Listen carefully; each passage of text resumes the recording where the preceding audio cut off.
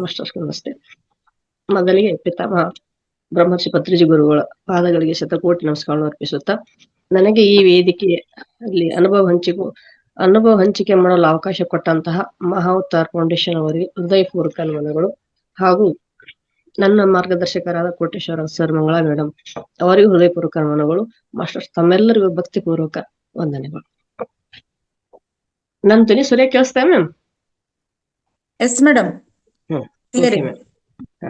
ಒಂದು ಬಸವಣ್ಣರ ವಚನದಂತೆ ಪ್ರಾರಂಭ ಮಾಡಿ ಧ್ಯಾನಕ್ಕೆ ಬರೋಕ್ಕಿಂತ ಮುಂಚೆ ನನ್ನ ಜೀವನ ಹೆಂಗಿತ್ತು ಅಂತ ಹೇಳಿ, ನಂತರ ಧ್ಯಾನಕ್ಕೆ ಬಂದ್ಮೇಲೆ ಏನೇನ್ ಬದಲಾವಣೆ ಆಯ್ತು, ಪರಿಸ್ಥಿತಿಯನ್ನ ಯಾವ ತರ ನಾನೇ ಬದಲಾವಣೆ ಮಾಡ್ಕೊಳಕ್ ಈ ವೇದಿಕೆ ತಯಾರು ಮಾಡ್ತು ಅನ್ನೋ ವಿಷಯ ಹೇಳ್ತೀನಿ ಮಾಸ್ಟರ್ಸ್. ಮೊದಲಿಗೆ ಬಸವಣ್ಣವರ ಒಂದು ವಚನ. ಆ ವಚನ ಚಿಕ್ಕವರಿಂದ ಎಲ್ಲರೂ ಕೇಳಿವಿ, ಸರಳಾತಿ ಸರಳ ವಚನ. ಆದ್ರ ಅದ್ರ ಅರ್ಥನೇ ನಮ್ಗ ಗೊತ್ತಿರ್ತಿದ್ದಿಲ್ಲ.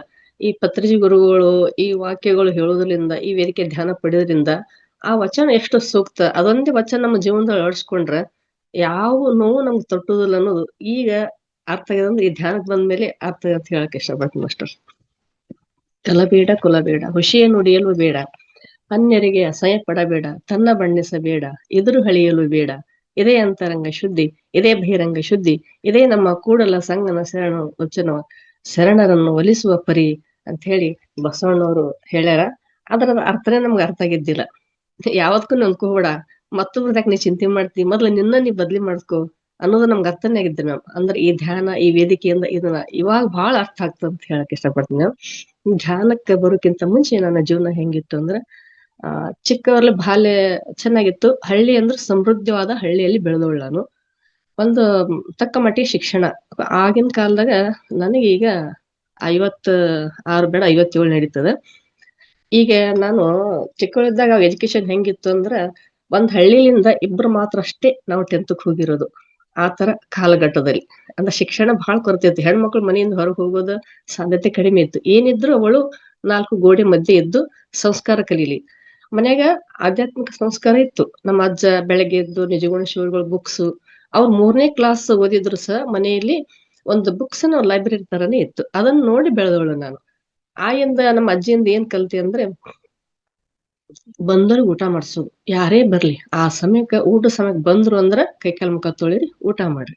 ದೊಡ್ಡ ಮನೆ ನಮ್ಮದು, ಒಂದು ಚಿಕ್ಕ ಮದುವೆ ಫ್ಯಾಮಿಲಿ ಹಿಡಿತಿತ್ತು ಅಂತಲ್ಲಿ ಹಳ್ಳಿ ಮನೆ ನಮ್ಮದು. ಊಟ ಮಾಡ್ಸೋದು ಆಯಿಂದ ಕಲ್ತಿ. ನಾವ್ ಹೇಳಿದ್ದನ್ನ ಮಕ್ಕಳು ಕಲಿಯಂಗಿಲ್ಲ, ಮಾಡಿದ್ದನ್ನ ಕಲಿತಾರ ಅನ್ನೋದನ್ನ ನಾ ಚಿಕ್ಕ ವಯಸ್ಸಿನಿಂದಾನೇ ಕಲ್ತಿ. ಅಂದ್ರೆ ಅವ್ರು ನೋಡ್ತಾನ ನಾವ್ ಕಲ್ಕೋತ ಬರ್ತೀವಿ. ಆಮೇಲೆ ಅಜ್ಜನವರು 4 ಗಂಟೆಗೆ ಬೆಳಗ್ಗೆ ಸ್ನಾನಕ್ಕೆ ಎದ್ದು ಭಕ್ತಿ ಮಾರ್ಗದಲ್ಲಿ ಇದ್ದವರು. ಲಿಂಗ ಪೂಜೆ ಅಂದ್ರೆ ನಾವು ಸ್ವಾಮಿಗಳು ಅಂತ ಹೇಳಿ ಎಲ್ಲರೂ ಲಿಂಗ ದೀಕ್ಷೆ ಕೊಡ್ತಾರ. ಲಿಂಗ ದೀಕ್ಷೆ ತಗೋತೀವಿ, ಲಿಂಗ ಮೇಲೆ ನೀರ್ ಹಾಕ್ತಿವಿ, ಇಡ್ತೀವಿ. ಆದ್ರೆ ನಮ್ಮ ಅಜ್ಜನವ್ರು ಲಿಂಗ ಪೂಜೆ ಮಾಡ್ಕೊಂಡು 4 ಗಂಟೆಗೆ ಎದ್ದವರು 2-3 ಗಂಟೆ ಲಿಂಗ ಪೂಜೆಯಲ್ಲಿ ತೊಡಗೋರು. ಆಮೇಲೆ ಇನ್ನೊಂದ್ ಕಲ್ತದ್ದು ನಾವ್ ಅಂತಂದ್ರ, ಈಗ ನಾವು ಪ್ರತಿಯೊಂದಕ್ಕೂ ಥ್ಯಾಂಕ್ಸ್ ಹೇಳ್ಬೇಕು ಅಂತ ಹೇಳಿ ವೇದಿಕೆ ಮೂಲಕ ಪತ್ರಿಜಿ ಗುರುಗಳ ವಿಷಯಗಳು ಅದ್ರ ಮೂಲಕ ಕಲ್ಕೊಂಡ್ವಿ. ಆಗ್ಲೇ ಅದು ಇತ್ತು. ನಮ್ಮ ಅಜ್ಜನವ್ರು ಏನ್ ಹೇಳ್ತಿದ್ರು ಅಂದ್ರ, ಥ್ಯಾಂಕ್ಸ್ ಬದ್ಲಿಗೆ ಏನ್ ಮಾಡ್ತಿದ್ರು, ಒಂದು ಪತ್ರಿ ತರ್ಬೇಕಾದ್ರೂ ಸಹ ಆ ಗಿಡದ ಕೆಳಗಡೆ ಸುತ್ತರದ ಇರುವಿಗೆ ಸಕ್ಕರೆ ಹಾಕೋರು. ಅವ್ರ ಜೊತೆನೆ ಇರ್ತಿದ್ದೆ ನಾನು. ಅದು ಯಾಕ ಅಂದ್ರೆ ಇವಾಗ ಅರ್ಥದ, ಅದು ಕೃತಜ್ಞತೆ ಸಲ್ಲಿಸೋದು ಆ ಗಿಡಕ್ಕೆ. ಅದನ್ನ ಹಾಕಿ ಅದಕ್ಕೆ ನಮಸ್ಕಾರ ಮಾಡಿ ಅಲ್ಲಿಂದ ಪತ್ರಿ ತರೋದು. ಪತ್ರಿ ಸಿಕ್ಕಂಗ್ ಕೊಲ್ಲೆ ಸಮರ್ತಿದ್ದಿಲ್ಲ ಅವ್ರು. ಅದನ್ನ ತೊಗೊಂಡ್ಬಂದು ಬಿಡಿಸಿ ಲಿಂಗ ಪೂಜೆಗೆ ಬಳಸ್ಕೊತಿದ್ರು. ಈ ತರ ಒಂದು ಆಧ್ಯಾತ್ಮಿಕ ವಾತಾವರಣದಲ್ಲಿ ನನ್ನ ಬಾಲ್ಯ ಇತ್ತು. ಆಮೇಲೆ ಮನೆಯಲ್ಲಿ ಜೇಜಿ ಅಂತ ಇರ್ತಾವ, ಆಲ್ಮೋಸ್ಟ್ ಹಳ್ಳಿಯಲ್ಲಿ ಬೆಳೆದವ್ರಿಗೆ ಗೊತ್ತಿರ್ತದ. ಆ ಜೇಜಿ ಕಟ್ಟಿಲ್ಲ ಯಾರು ಹುಡುಗರು ಹೆಣ್ಮಕ್ಳು ಕೊಡುವಂತ ಇರ್ತಿದ್ದಿಲ್ಲ ಆಗಿನ ಕಾಲದಲ್ಲಿ. ಅಲ್ಲೆಲ್ಲ ಅಜ್ಜನ ವಯಸ್ಸಿನವರು, ಒಂದು ಸಮಕಾಲೀನವ್ರು ಬಂದು ಇದೆಲ್ಲ ಚರ್ಚೆ ಮಾಡೋರು. ಬ್ರಹ್ಮಾಂಡ ಏನು, ಪಿಂಡಾಂಡ, ಹಿಂಗ ಏನೇನೆಲ್ಲ ಚರ್ಚೆ ಮಾಡ್ರು. ಅದು ಏನು ಅರ್ಥ ಆಗ್ತಿದ್ದಿಲ್ಲ, ಆದ್ರೆ ಅವೆಲ್ಲ ಮಾತುಗಳನ್ನ ಕಿವಿ ಬೀಳ್ತಿದ್ವು. ಆಮೇಲೆ ಗಿಗಿ ಪದಗಳು ನೀವ್ ಯಾರು ಕೇಳಿರ್ಬೋದು ಹಳ್ಳಿ ಒಳಗ. ಅದ್ರೊಳಗೆ ಆಧ್ಯಾತ್ಮಿಕ ತುಂಬಿ ತುಳುಕ್ತಾವ್ರಿ. ಇವಾಗ ನೋಡ್ರಿ ನೀವು ನಿಜಗುಣ ಶಿವಗಳು ಪದಗಳು ಹಳ್ಳಿ ಬೀಸುಕಲ್ಲಿ ಹಾಳ್ನ್ಯಾಗ ಹಾಸ್ ಹೊಕ್ಕಾಗಿದ್ದು, ಆ ಪ್ರತಿಯೊಂದನು ಈ ಆಧ್ಯಾತ್ಮಿಕ ಚಿಂತನೆಗಳು ತುಂಬ್ಯಾ. ಆದ್ರ ಅದ್ ಯಾವ್ದೂನು ನಮಗ ಅರ್ಥಕ್ ಆಗ್ತಿದ್ದ. ಅದು ಕೇಳಿಸ್ಕೊಂತ ಬೆಳೆದೆ. ಆಮೇಲೆ ಬಾಲ್ಯ ಜೀವನ ಮುಗಿತು. ಮುಂದೆ ಶಿಕ್ಷಣ, ತಕ್ಕ ಮಟ್ಟಿಗೆ ಶಿಕ್ಷಣ ಸಿಕ್ತ ಆಗಿನ ಸಮಯಕ್ಕ. ಅದಕ್ಕೆ ನಾನು ನನ್ನ ತಂದೆಗೆ ಹೆಮ್ಮೆಯಿಂದ ಹೇಳ್ಕೊತೀನಿ, ಅಷ್ಟ ಶಿಕ್ಷಣ ಆಗಿನ ಕಾಲ ಕೊಟ್ಟಾರ ಅಂತ. ಇಬ್ರೇ ನಾವ್ ಹೆಣ್ಣು ಮಕ್ಕಳು ಹೋಗಿರೋ ಶಿಕ್ಷಣಕ್ಕೆ 10th ವರೆಗೂ ಹಳ್ಳಿಲಿಂದ. ಅದಕ್ಕೆ ನನ್ನ ತಂದೆಗೆ ನಾನು ಥ್ಯಾಂಕ್ಸ್ ಹೇಳಕ್ ಇಷ್ಟಪಡ್ತೀನಿ. ಆಮೇಲೆ ನಂತರ ಮದ್ವೆ ಆಯ್ತು. ಮಕ್ಕಳದು ಮನೆಯಲ್ಲೇ ಕೊಟ್ಟಿರೋದು, ದೂರ ಇಲ್ಲ, ಸೋದರ ಮನೆಗೆ ಕೊಟ್ಟಿರೋದು. ಆ ಮಕ್ಕಳ ಎಜುಕೇಶನ್, ಮಕ್ಕಳ ಮದುವೆ, ಹೀಗೆ ಒಂದು ಕಾಲಘಟ್ಟ ದಾಟಿ ಬರೋಷ್ಟಿಗೆನೆ ಒಂದು ಹಂತದಲ್ಲಿ ಓಕೆ ಬಂತು. ಮಕ್ಕಳ ಎಜುಕೇಶನ್ ಆಯ್ತು. ಮಕ್ಕಳೊಂದು ದೊಡ್ಡ ದೊಡ್ಡ ಹುದ್ದೆಗೆ ಹೋದ್ರು, 3 ಮಕ್ಕಳು. ಆ ನಂತರ ನಂದು ಲೈಫ್ ನಲ್ಲಿ ಬಂದಂತ ಘಟನೆ ಯಾರಿಗೂ ಬೇಡ. ಒಂದು 3 ವರ್ಷ ಎಂತ ಶಿಕ್ಷಣ. ಇವಾಗ ಧ್ಯಾನಕ್ಕೆ ಬಂದು ನಾನು 2 ಹೋಗಿ 3 ವರ್ಷ ಆಯ್ತು ಇವಾಗ.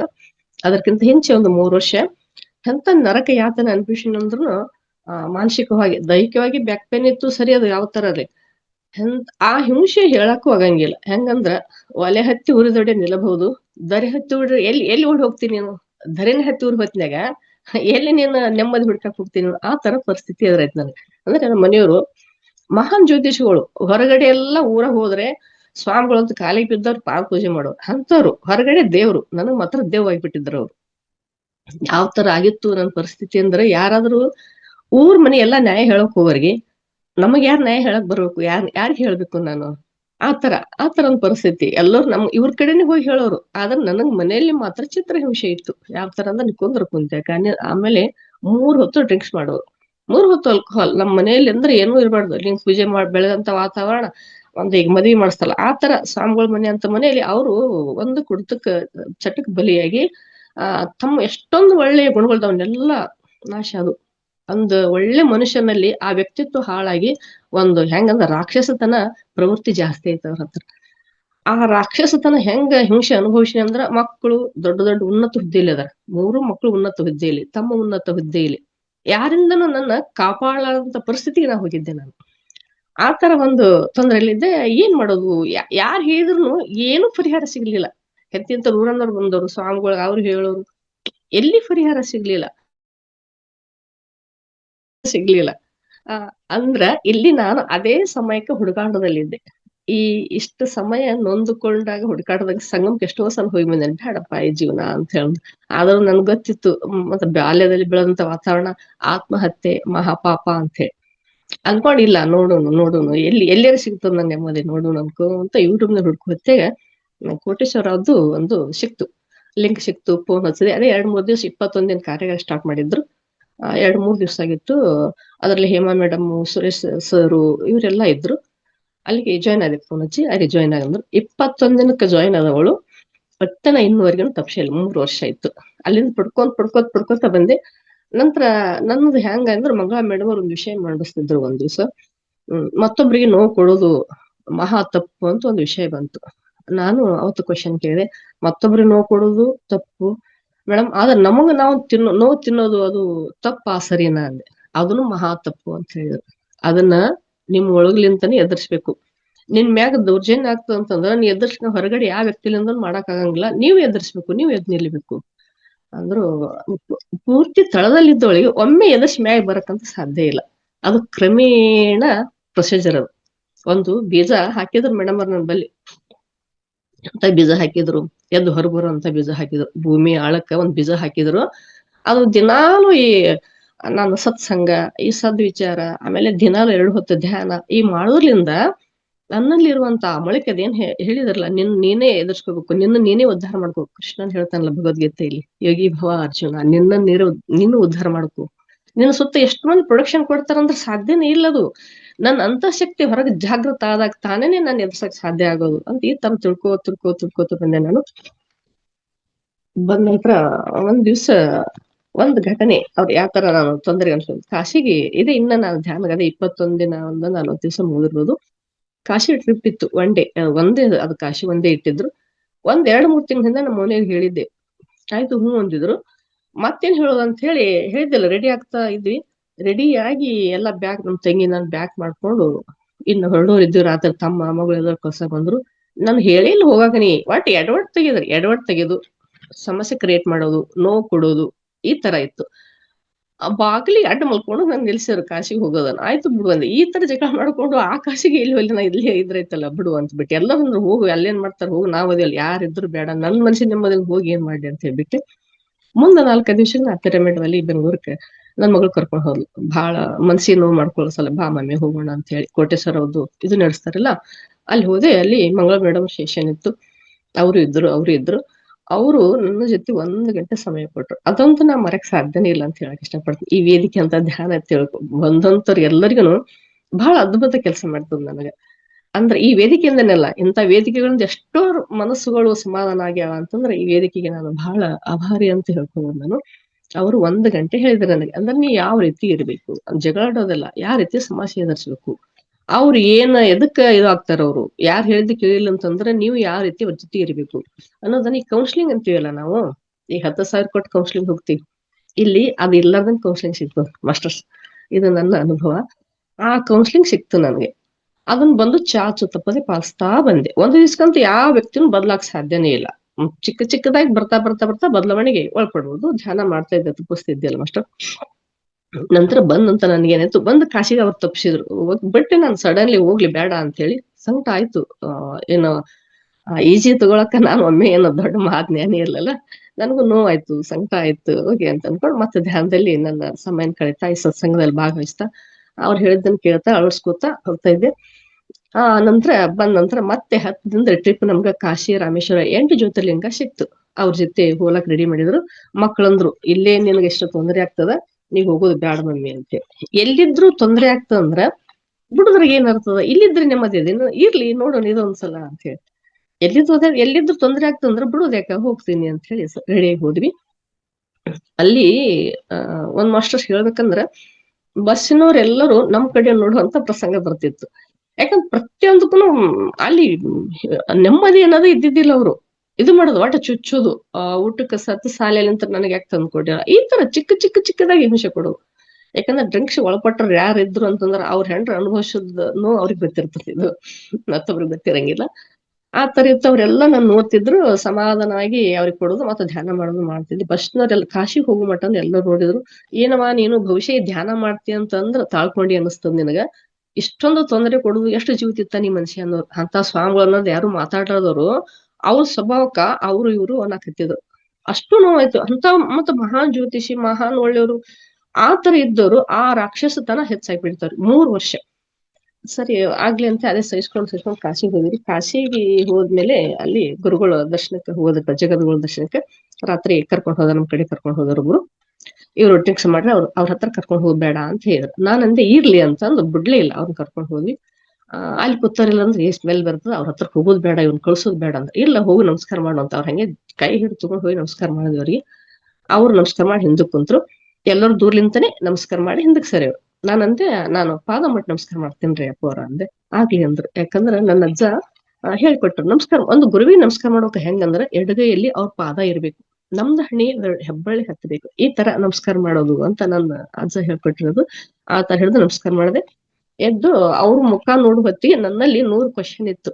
ನನಗ ಈ ಹಿಂಸೆಯಿಂದ ಪಾರ್ ಮಾಡು, ಇಲ್ಲಾಂದ್ರೆ ಈ ಗಂಗೆ ಒಳಗಾರ ನಾ ಹೋಗ್ತೀನಿ, ಇಲ್ಲಾಂದ್ರೆ ನಾನ್ ಮನೆಗೆ ಹೋಗ್ಬೇಕಾದ್ರೆ ನಾನು ಹಿಂಸೆಯಿಂದ ಪಾರ್ ಆಗ್ಬೇಕು, ಎರಡಕ್ಕೆ ನಂಗೆ ಉತ್ತರ ಕೊಡುವ ಗುರು ಅಂತ.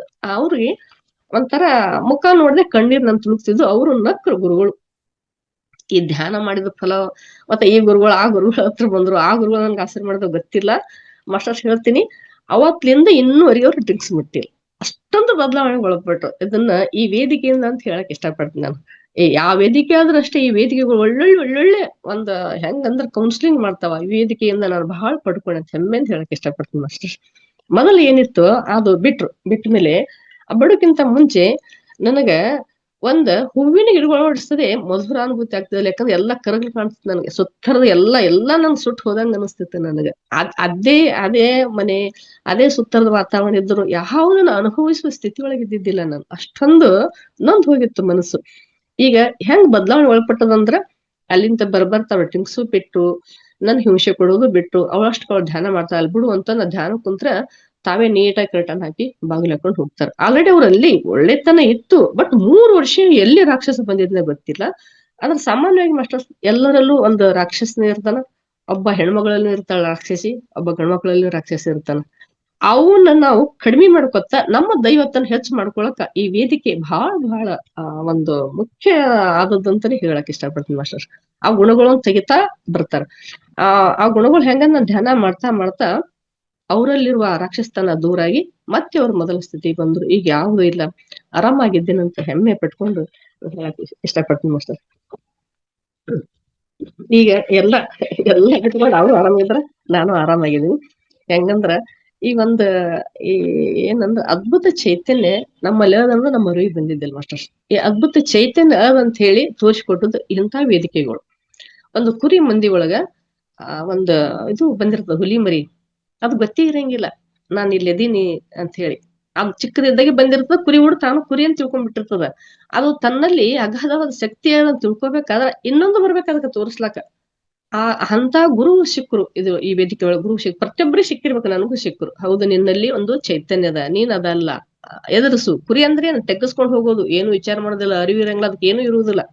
ಏನ್ ವಿಷಯ ಕೊಟ್ಟು ತೆಗೆಸ್ಕೊಂಡು ತಲೆ ತೆಗೆಸ್ಕೊಂಡು ಹೋಗುದು. ಅದಕ್ಕೆ ನಿನ್ ಕುರಿಯಲ್ಲ, ನಿನ್ನೊಂದು ಶಕ್ತಿ ಅದ, ಅದನ್ನ ಎದುರಿಸು, ಹೊರಗ್ ಬಾ ಅಂತ ಹೇಳಿ ನಾನು ಈ ವೇದಿಕೆಯಿಂದ ಬಹಳ ಬಹಳ ಕಲ್ಕೊಂಡೇನಿ ಮಾಸ್ಟರ್ಸ್. ಅದಕ್ಕೆ ನಾನು ತುಂಬಾ ಧನ್ಯವಾದ ಅಂತ ಹೇಳ್ತೀನಿ. ಆಮೇಲೆ ಸತ್ಸಂಗದ ಎಷ್ಟು ಮಹತ್ವ ಅಂತಂದ್ರ, ದೇವರ ದಾಸಿಮಾರಿ ಹೇಳ್ತಾರೆ, ಕರಿಯ ನಿತ್ತಡುವಲ್ಲಿ, ಸಿರಿಯ ನಿತ್ತಡುವಲ್ಲಿ, ಹಿರಿಯದಪ್ಪ ನಿಮ್ಮ ರಾಜ ನಿತ್ತಡುವಲ್ಲಿ, ನಿಮ್ಮ ಶರಣರ ಸುಳ್ಳಿ ಒಂದು ಅರಗಳಿಗೆ ಕೈದ್ರೆ ಸಾಕು ರಾಮನಾಥ, ನಿಮ್ಮ ನಿತ್ಯ ರಾಮನಾಥ ಅಂತ ಹೇಳ್ತಾರೆ. ಅಂದ್ರ ಸತ್ಸಂಗ ಎಷ್ಟು ಮಹತ್ವದ್ದು, ಸಜ್ಜನರ ಸಹವಾಸ ಎಷ್ಟು ಮಹತ್ವದ್ದು ಅನ್ನೋದನ್ನು ಈ ವೇದಿಕೆಯಿಂದ ಕಲ್ಕೊಂಡೆ ಮಾಸ್ಟರ್. ಅದಕ್ಕೂ ನಾನು ತುಂಬಾ ಧನ್ಯವಾದ ಹೇಳ್ತೀನಿ. ಇನ್ನೊಂದು ಬಸವಣ್ಣ ರಚನೆ ಹೇಳ್ತಾರ, ಏನಂದ್ರ ಕಬ್ಬಿನ ಮೇಲೆ ಜೇನಿತ್ತೆಂಬರು ಅವು ಒಂದರ ಸಿಹೇನೊಂದರೆಯವು. ಒಂದು ಕಬ್ಬಿನ ಜಲ್ಲಿ ಮೇಲೆ ಜೇನ್ ಇಟ್ಟಿರ್ತದ. ಭಕ್ತ ಜಂಗಮರ ನಡುವೆ ಅರ್ಥ ಪ್ರಾಣ ಅಭಿಮಾನ ಎಂಬ ಶಿಗುರು ಕಾಣಿತು ಕಾಣ ಕೂಡಲ ಸಂಗಮ ದೇವ.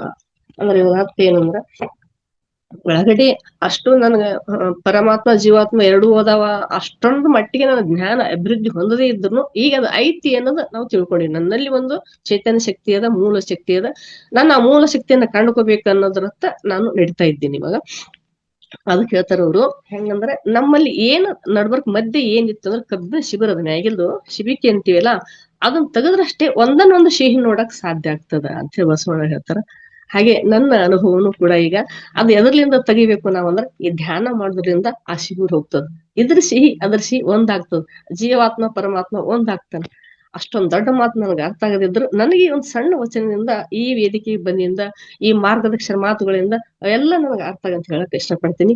ಈಗ ಆರೋಗ್ಯವಾಗಿದ್ದೀನಿ, ಆರಾಮಾಗಿದ್ದೀನಿ, ನೆಮ್ಮದಿಯಾಗಿದ್ದೀನಿ. ಇದಕ್ಕೊಂದು ನಾನು ಭಕ್ತಿಪೂರ್ವಕ ನಮನಗಳು. Thank you master, thank you.